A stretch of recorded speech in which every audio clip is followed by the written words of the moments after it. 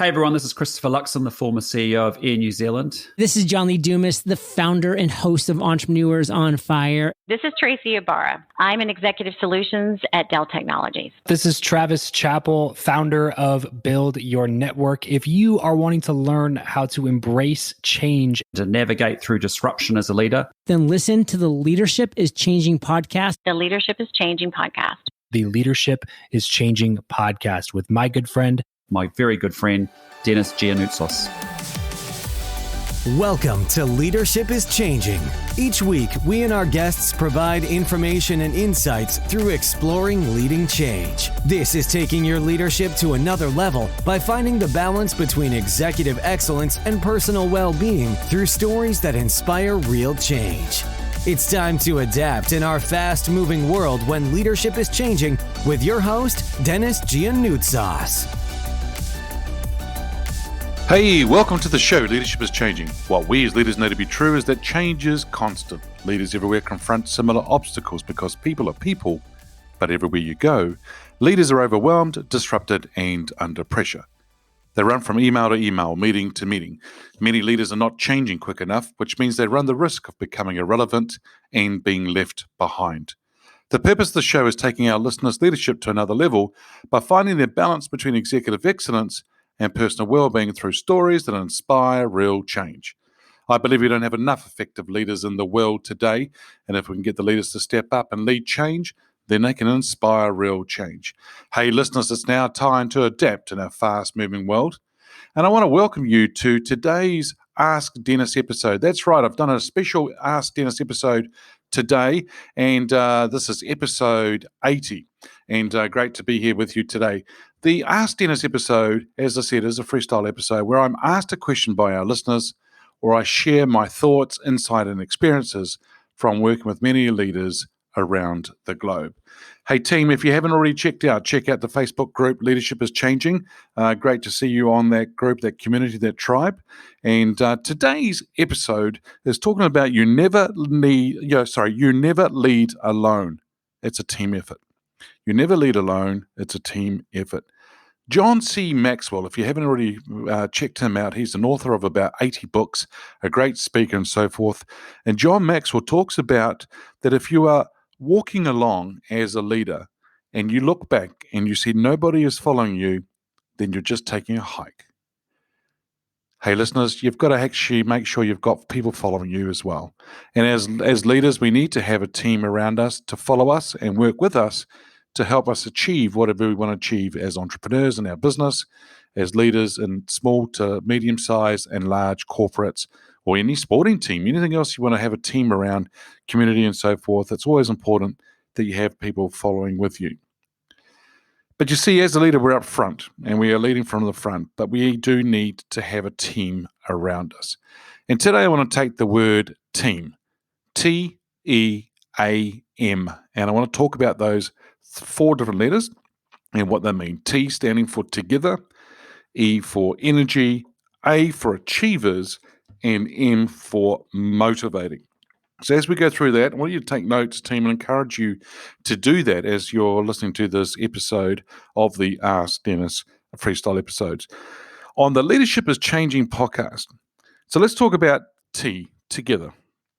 See, a lot of organizations today, especially what's happening around pandemics, but in particular the last few years, they've been thinking about and asking these 3 questions. Number 1, are we in the right business today? And if not, then we might need to adapt, pivot, change to be in the right business. Number 2, do we have the right structure or the right organization to support that business going forward? And number 3, do we have the right leaders in the leadership roles as part of that team to help that organization, that business move forward? Now, for a lot of people or a lot of leaders, they might turn around and ask those questions. And as I work with them, I ask that question all the time. Do you have the right people in the right seats within the organization? And I get told by people, yes, I've got the right people. But as we work through things, it's quite interesting to see the fact that they don't. You know, they have some really good people as well, but there are sometimes whereby there are gaps.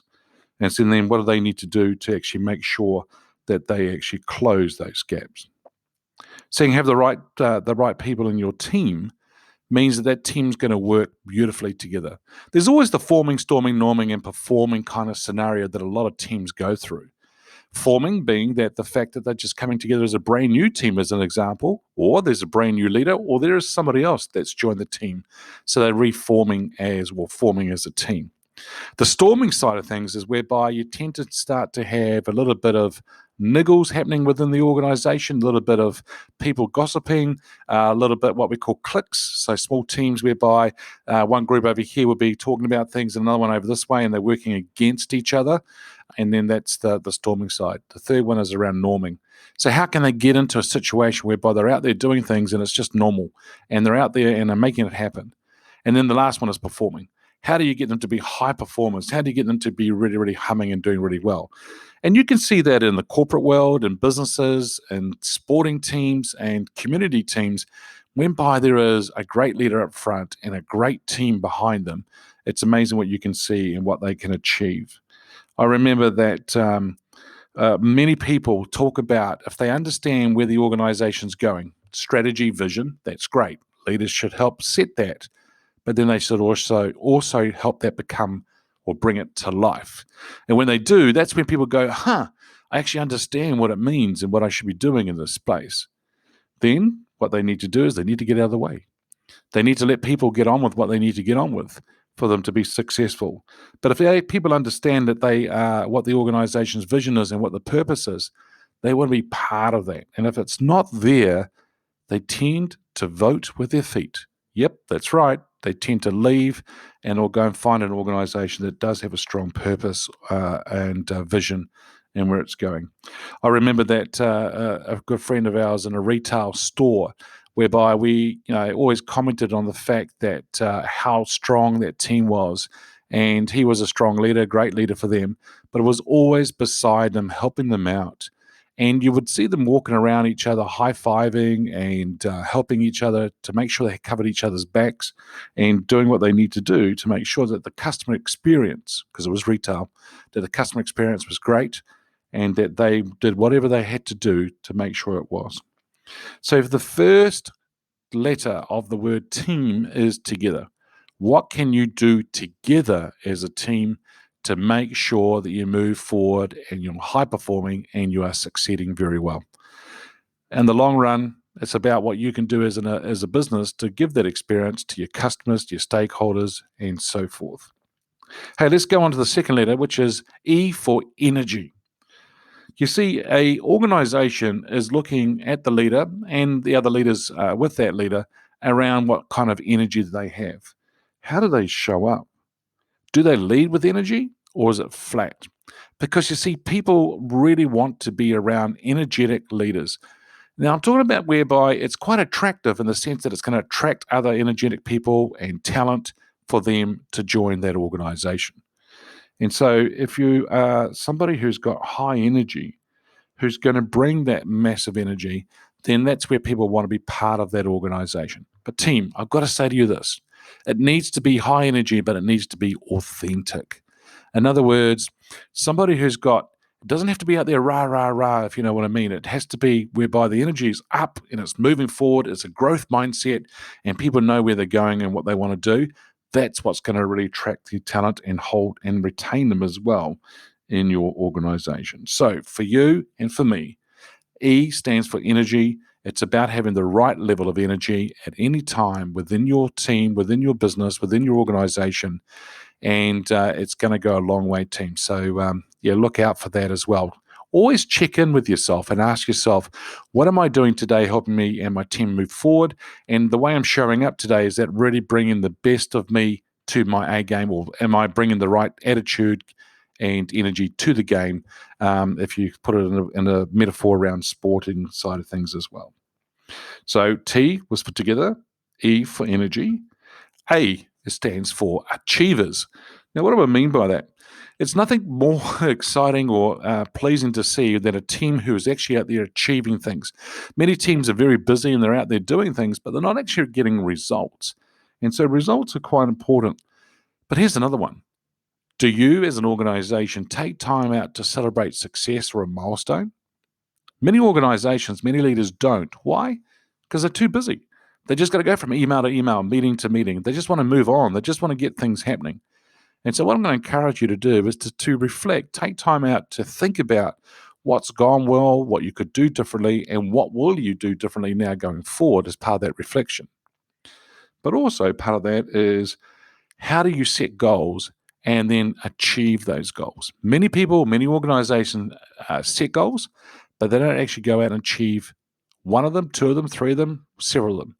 I'm always going to encourage you just to go to the power of 3 and set 3 goals, 5 at the most, but you know what? Go for 3. Once you achieve 1, then you can bring another one in, right? So you can just move on it. But if you focus on 3, it makes it easier for people. Because there's another thing that actually does affect people in their achievement. I said before about people just out there being really busy and not getting results, but the other one is about being distracted. How many times have you seen projects start and then another project and another initiative, another work stream, and then they never finish the ones that they're already working on? Now, don't get me wrong, because at times we might need to adapt, we might need to change, and we might need to understand that what we're doing, we need to move on to do something else differently. Now, when the pandemic hit the world of recent times, a lot of people had to adapt, had to really think about things. There were things that they should have done a while ago, but they didn't do it. And so what actually happened is they were forced to do it in relation to where they wanted to go and take their business. And so for a lot of us, we can get distracted. So we got to watch those distractions and how easy we can be distracted. Because at the end of the day, it's actually what you do that's really important. A lot of people talk about things. A lot of people like to do certain things, but they don't actually go out in there and do it. And team, I'm going to say to you that whatever you're thinking right now, and as you know, we're pretty close to the end of this year. It's been a big year.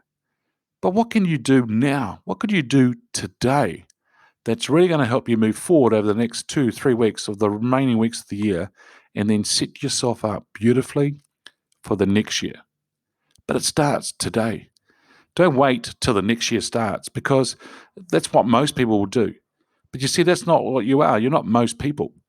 Because you see, you never lead alone. You take a team with you, but it starts now, and you actually have to start doing things now.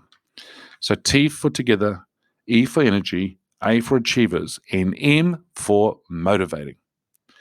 We want to motivate people. So then what happens here is that if you can attract motivated people to your organization, our goal as leaders is to inspire them. So how might we motivate our teams? How might we inspire our teams to move forward and do what they want to do? And what can you do on a daily basis, a weekly basis, a monthly basis as a leader to help motivate your team, your organization, your business? They all want to be part of that purpose, that journey, as I said, which is really, really important for them. But what can you do to motivate them? One thing that you could do is to always make sure that when you're off going to see customers or going out to do certain things with others as well, make sure you take people along with you on that journey in those meetings and so forth, if it's appropriate, because you want others to learn from you. And by you not leading alone ever and taking people around you with you, you're going to be able to teach them at the same time as you're putting things in place. Motivating is really important, and I know that for a lot of us, if you can use motivational quotes, and I've done this at times whereby I send out to the team a weekly motivational quote, but put some relevance around it, what it might mean for them, what it might mean for us as a team, and what it might mean for you as the leader. Because you see, if you can make it relevant for them and they understand the relevancy, that's when they're going to go, wow, now I get it. Now I understand it. And so relevancy is really important for all of us to look at for sure. So you can motivate people that way. But I tell you what, if you can find out the button, the thing that really motivates the individual, that's what's going to really help you. Because you see, what motivates me may be totally different to what motivates someone else in the team. And if you know what you can tap into to help motivate those individuals, then they're going to go the extra mile for the team, the organization, and so forth. So that's really, really important.